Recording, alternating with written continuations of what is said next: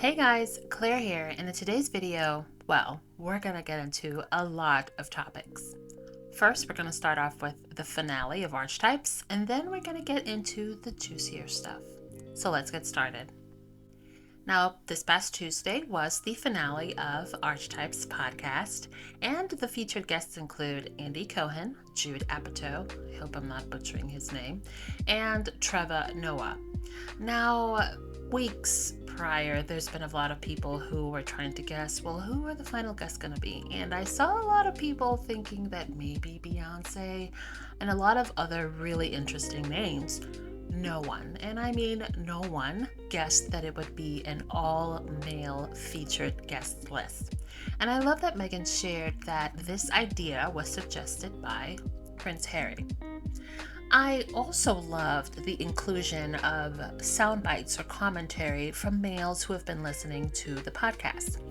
A couple of videos back, I remember sharing some screenshots of comments by males on social media talking about their takeaways from different Archetypes podcast episodes.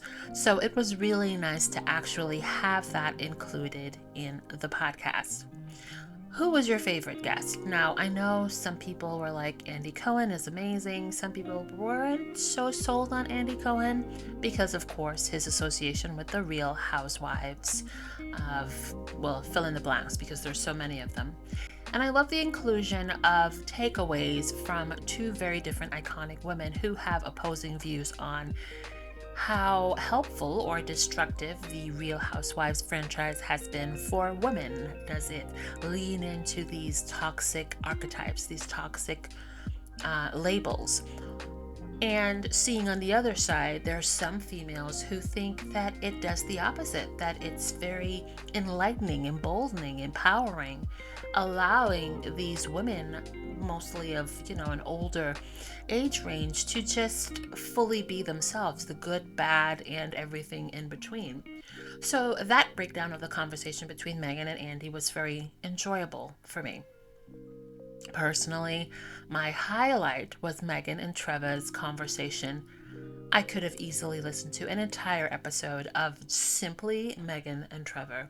I've always loved listening to Trevor's commentary and his takes on politics, race, and everything in between. And I love the dynamic of the two having this very open but enjoyable conversation. So what about you guys? Did you enjoy last week's finale? Who was your favorite guest? Who was your favorite guest overall? What was your favorite episode of this entire season? Looking around social media, I've seen a lot of people saying that their favorite episode was the one about singledom with Mindy Kaling. A lot of people loved the one with Serena. A lot of the girls were loving the conversation with Issa Rae and Meghan. So let me know in the comment section below, what was your favorite guest and what was your favorite episode, if you can choose one. Personally, I loved them all. I feel like each episode brought different things to light. Conversation with Constance Wu really got me very emotional. The conversations with Issa Rae really did the trick for me as a woman of color.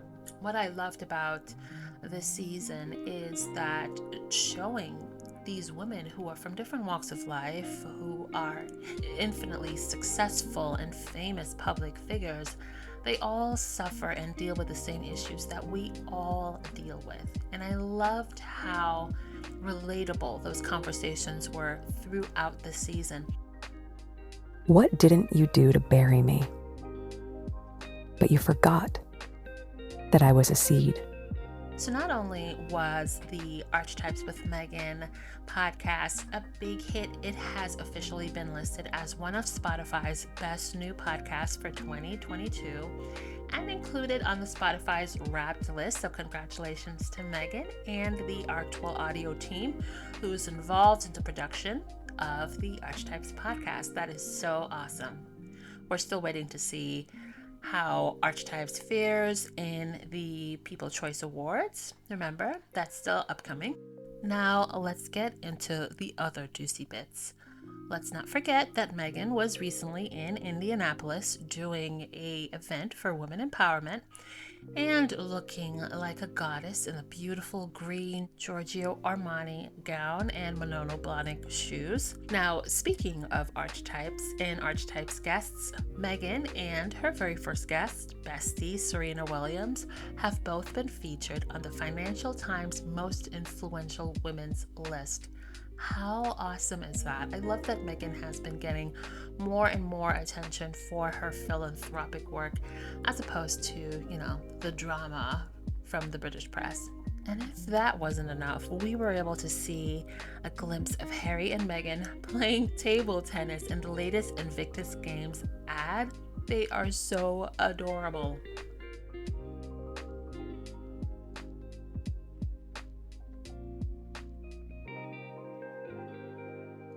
Now, after enjoying a few days of positive Sussex-related sightings and projects, then comes the dreaded Royal Racist Row, which featured Lady Susan Hussey and Ngozi Fulani.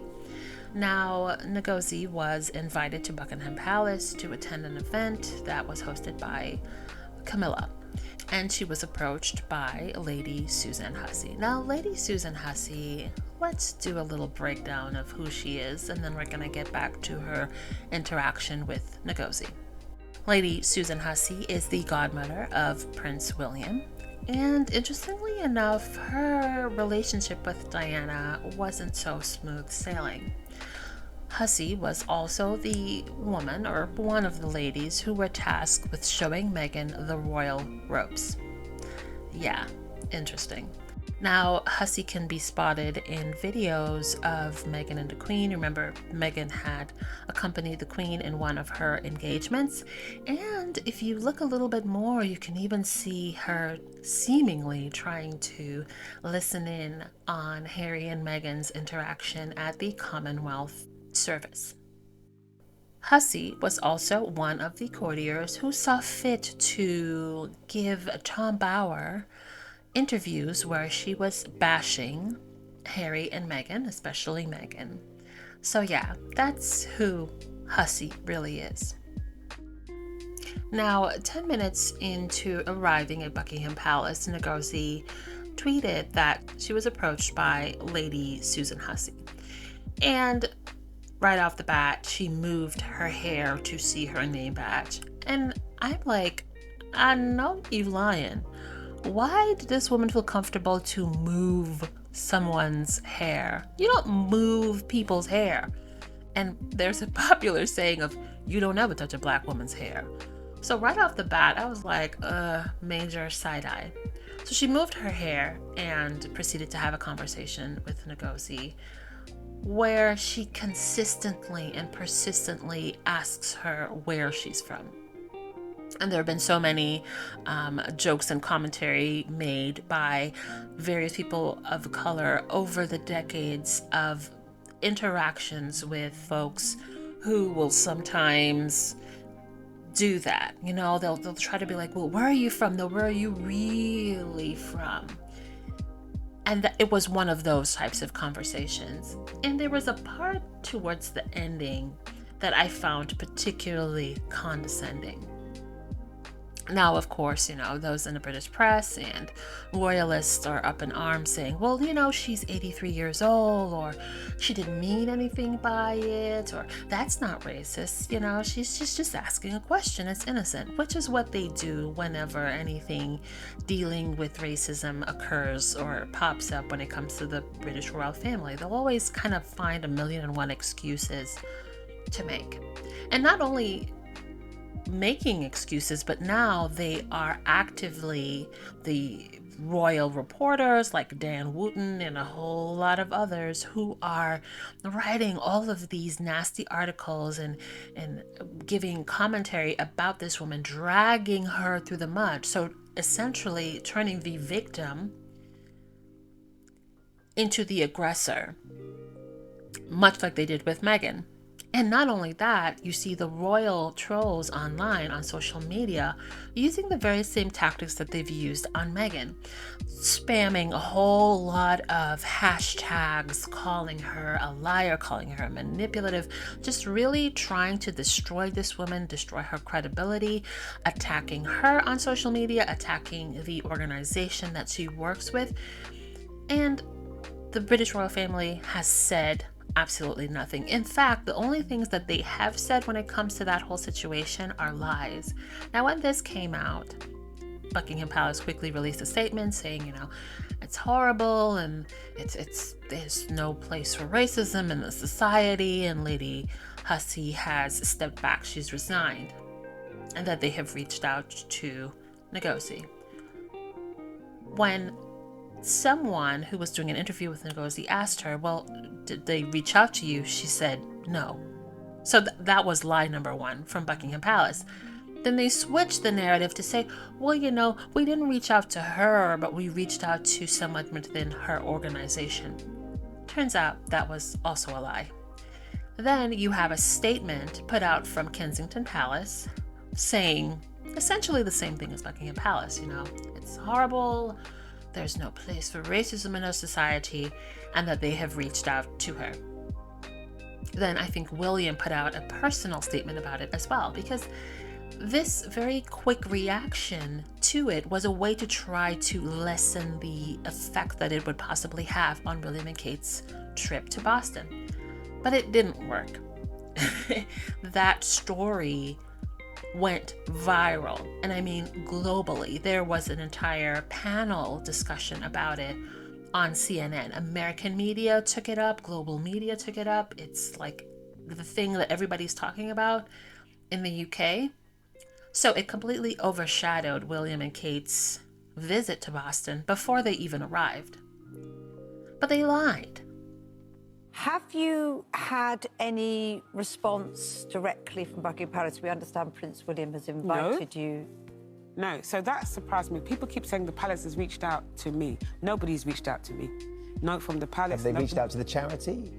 No, I don't know where this has come from, but I'm telling you categorically, we have not heard from the palace. Kensington Palace, Buckingham Palace, saying that they reached out to this woman, then twisting it and saying that they reached out to her organization when they know that they didn't.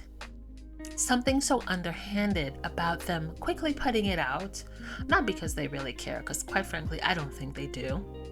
And I don't think that lady resigned. I honestly think they're going to pull like a Michael Fawcett, when Michael Fawcett, who was Charles's right-hand man, had referred to Charles's black secretary or typist as a N-word typist, and that blew up in the media.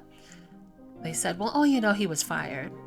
But he was fired only for a little while. Quietly, he was rehired. And then recently, he was fired again because of the Cash for Honors scandal. But I'm sure in time he's going to be rehired, because that's how they play. Much like William did with Jason Knopf, when their whole situation with trying to bring Harry and Meghan down didn't really quite work out the way that they intended. So they removed him from one aspect, one job, and kind of quietly put him into another job. But how underhanded is it that they will try to pretend to care, to call out racism, to fix the issue in their mind? That's a fix. Oh, she's not gonna do that again, because she's not gonna hold that role anymore. But then you're lying and say that this woman, you reached out to her when you didn't. So now that she's saying, well, that's a lie, that sets her up to be torn apart, which is exactly what's happening now. But one of the most interesting things and satisfying things for me is that a lot of people, and oddly enough in the British press as well, is calling this out as not a one-time act. And interestingly enough, Ngozi wasn't the only person of color that Lady Hussey sought out to question their ethnicity or origins. she also did it with another guest who was another person of color who's a lawyer. So it's not an isolated incident. I don't see them or any other white person who was in attendance saying that Hussey sought them out to ask, well, where are you really from? So to say that her actions were not racially motivated, what a joke. And also the argument of, well, she's 83 years old, and what? My grandparents, who are, no longer with us, they lived to their 80s, and not once would they have ever thought to put their hands on another person's hair or to speak to them in that manner. Age has nothing to do with it. If anything, if you spent 83 years on this planet, you would know how to properly interact with people of color, how to properly interact with others. The thing is, she was so comfortable saying these things to these people in that environment because that is what they do. And there are countless examples of people within the British royal family, within that establishment, saying the most offhanded and racially charged things with ease. Casual racism, because it's so deeply ingrained. And furthermore, 83-year-old woman who has been a lady in waiting to Queen Elizabeth for decades. A courtier within the British royal family, the godmother to Prince William. She has been by the Queen's side all this time. State dinners, all of those engagements, where the Queen meets a large variety of people over the years. And you're telling me that this woman who has such a prominent role in that establishment and such a fixed relationship within the family itself didn't know any better? It doesn't add up. And I love that the press is saying, no, this is not an isolated incident. And yes, it validates some of what Harry and Meghan said in the interview. They have a serious issue. And then they lied and said that they were going to hire a diversity czar. And then quickly, months after, sort of quietly said, well, you know what, they haven't. But now they're sort of revisiting that idea. Remember, they talked about improving diversity numbers within the palace. And in the Sovereign Report, I think Buckingham Palace and Clarence House revealed the diversity figures of their staff, which was a nominal improvement, just like minimal. A couple more people of color, not much. Kensington Palace has yet to release their figures, because I'm willing to bet they didn't do any sort of changes when it comes to diversity. There is an inherent issue with racism within the palace. Do I think they're going to fix it? No. I think they're going to continue to do what they're doing. Put out statements that are lies. Sit by and watch royal reporters and the media tear apart the people or the person who was bold enough to call them out, vilify her, and in so doing, maybe keep others from stepping up to the plate and calling things out. And in a few months, I don't doubt that Hussey will resume her duties in some other way. Maybe not in public eye, but she'll be back. Because that's what they do. They never really change. They never really take accountability. Now, like I said before William and Kate even landed, their trip was completely overshadowed by the Lady Hussey row. Interestingly enough, John Kerry and I believe one of the other Kennedys pulled out. And the royal reporters in the British press have tried to spin the narrative that there are huge crowds waiting to see William and Kate. And that just really wasn't the case. And if you really look at the photos that they used and you look at the photos from a different angle, you'll see the crowds really weren't that huge. In fact, French President Emmanuel Macron got bigger crowds than William and Kate. Then William and Kate visited or went to take in a Celtics game. And when they were introduced and their faces shown on the Jumbotron, they were booed. And then there are portions of the crowd chanting USA.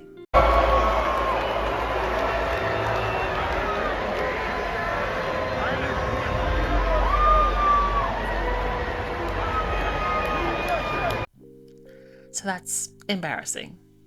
And not only that, but there was reporters really trying to ask the basketball players, well, what do you think about playing in front of royalty? What do you think of playing in front of William and Kate? Did you meet them?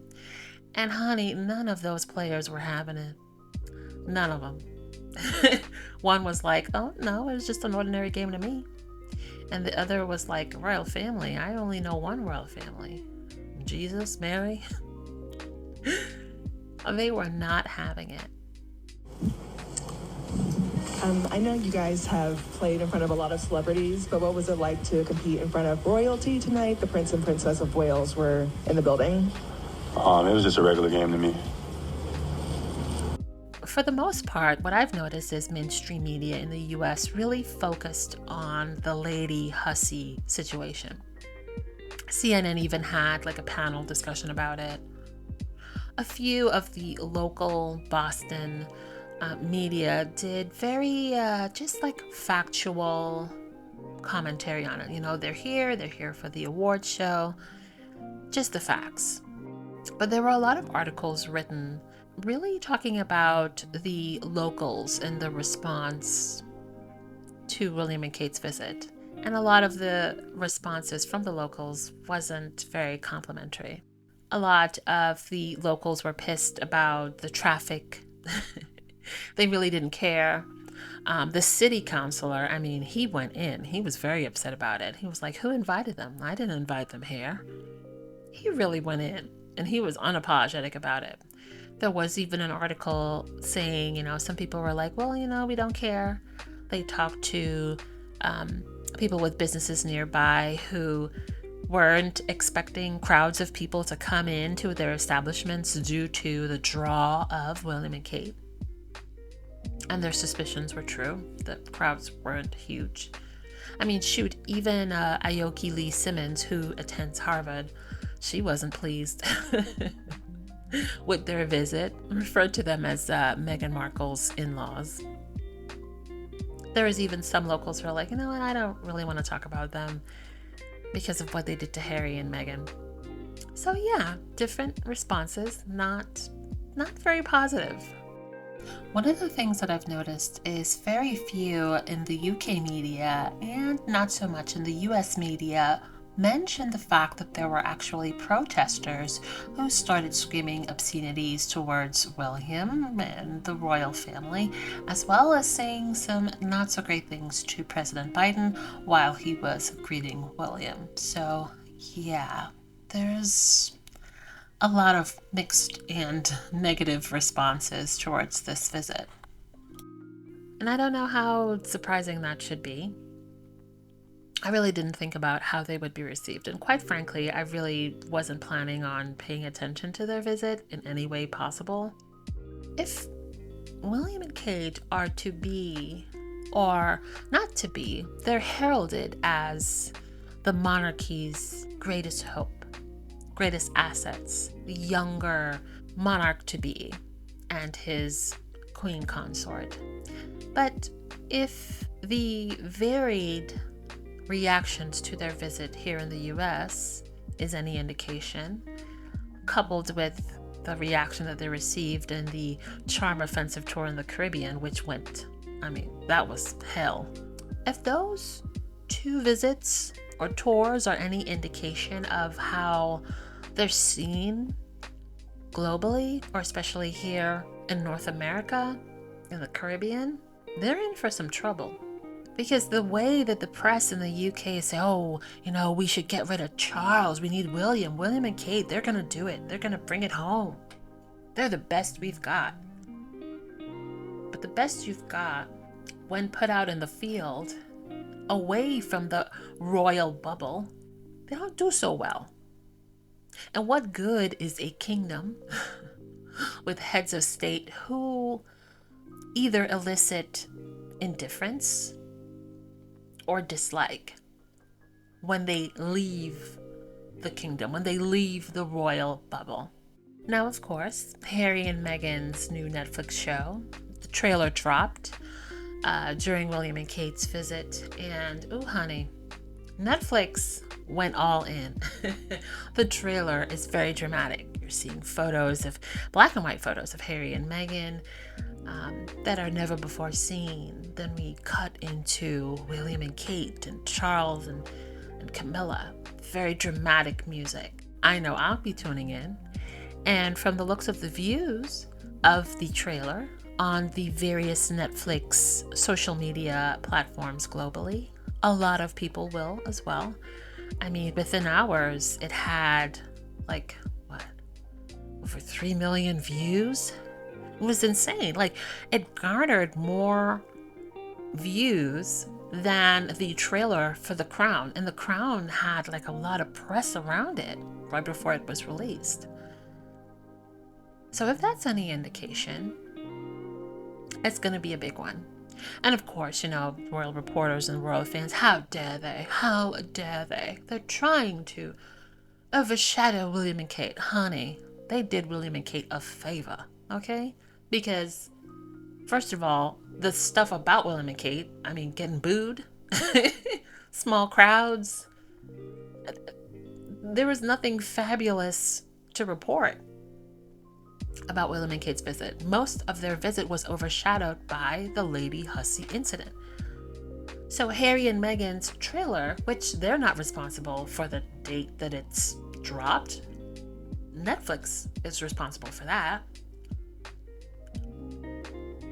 But the fact that they dropped it then did them a favor. Okay, it did the royal family a favor. And I'm not the only one who thought that. Lainey from Lainey Gossip, she was on one of those shows, and she basically said the same thing I'm thinking. They should be thanking Harry and Meghan for dissuading some of that negative press. But of course, they're not going to do that. And for the people who were complaining about the timing, there was a lot of other people on social media who are like, well, wait a minute.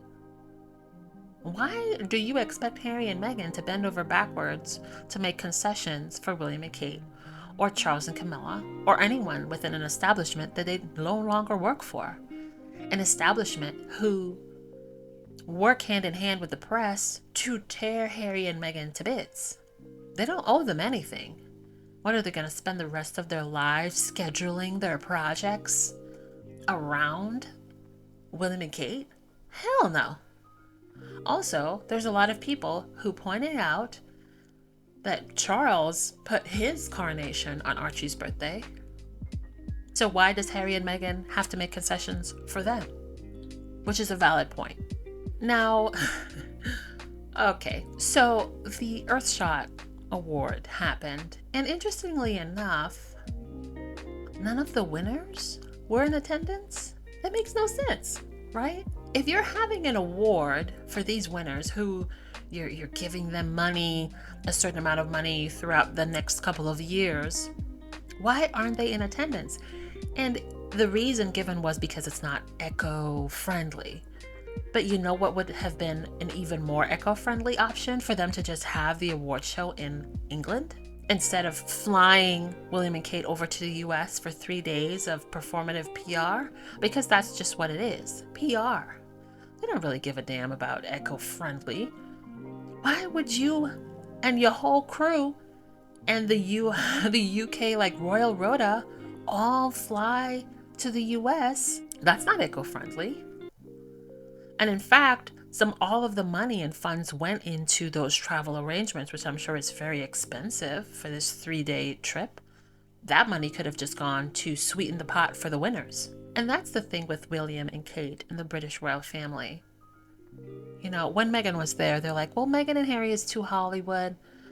But you're coding Hollywood. You're inviting people like Billie Eilish and so many other Hollywood folk to this event. Meghan and Harry are too Hollywood, but they keep going to red carpet events. What about Tom Cruise or 007? Meghan is too American, so they didn't like that, and there are countless articles about saying that Kate didn't want to hang out with Meghan because she was too American. Countless articles of aides and courtiers, aka unnamed palace sources, saying that Meghan was too American. But now you're trying to court Americans by coming over here for this 3-day BS trip. That's why y'all got booed. That's why those people were chanting USA. They're not with it.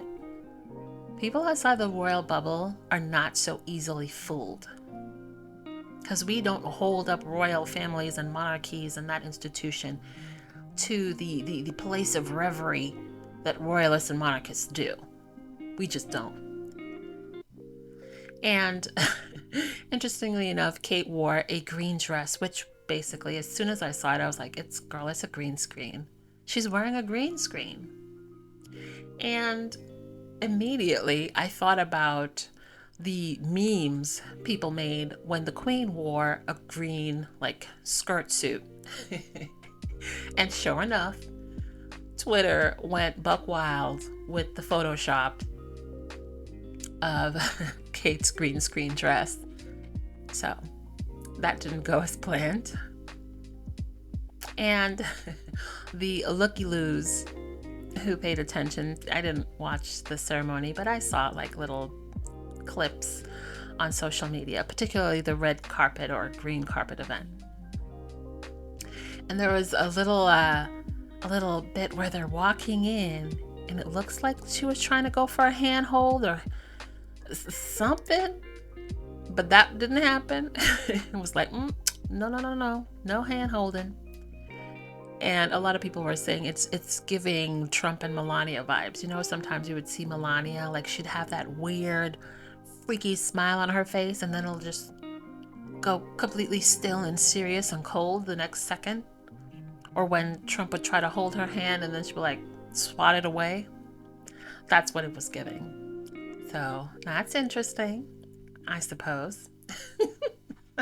Girl, this trip was a mess. A hot mess. Oh, but this morning, fun times, Harry sent an adorable video of him in a Spider-Man costume, and he sent it to children of veterans or children of military officers who are not around at Christmas time. Don't feel guilty. You're allowed to have the best time ever, especially with this Scotty Little Soldiers community. So go out there, have the best time, and Merry Christmas. And it was so endearing and so sweet, and the reactions of the kids were absolutely priceless. And I can imagine Harry just being a complete goofball with Archie and Lily, and it warms my heart. A lot has been going on in Sussex world, and it's going to continue to get even more interesting, because remember, we're going to have the Harry and Meghan documentary coming up on Netflix, and then they're going to be in New York for the Kennedy Awards, and then in January Spare's going to be released. So a lot more is in store, and I am excited for it. So I hope you guys are doing well, and I'll talk to you in the next video. Bye. A non-basketball question. Did you get a chance to meet with the royal family? And if not, how was it having them there in the building? Jesus, Mary, and Joseph? The Prince and Princess of Wales. Oh, no, I did not. I'm only familiar with one royal family. I don't know too much about that one.